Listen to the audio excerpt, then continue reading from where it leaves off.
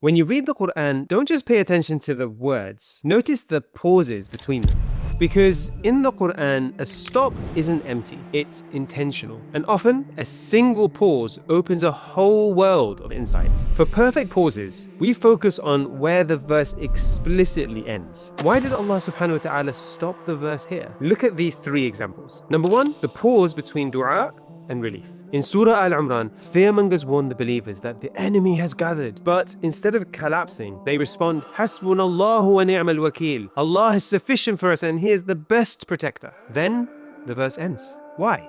Because that pause is where tawakkul becomes real. Before the outcome appears, do you trust in Allah even when the help isn't visible yet? Sometimes your worship is simply to arrive at surrender, to stop and to trust Allah. Then the next verse opens, like an answer's rushing in. فَانْقَلَبُوا بِنِعْمَةٍ مِّنَ اللَّهِ وَفَضْلٍ لَمْ يَمْسَسْهُمْ سُوءٌ. So they returned with favor from Allah subhanahu wa ta'ala and grace, no harm touched them. As if Allah subhanahu wa ta'ala is showing you the distance between the dua and relief can be as short as a pause between two ayahs. Example number two, the pause that closes one chapter and opens another. In Surah At-Talaq, Allah subhanahu wa ta'ala states at the conclusion of a passage on divorce, وَمَن يَتَّقِ اللَّهَ يَجْعَل لَهُ مَخْرَجًا. Whoever is mindful of Allah subhanahu wa ta'ala, he will find a way out. Pause. Full stop. The verse ends. That chapter of pain is being closed with taqwa and a divine promise. Then immediately after, in the next verse, وَيَرْزُقُهُ مِنْ حَيْثُ لَا يَحْتَسِبُ. And He'll provide for them from where they could never have imagined. A new breath,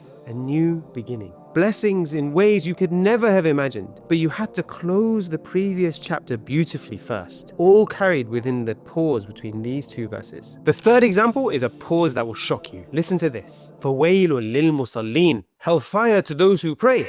Pause.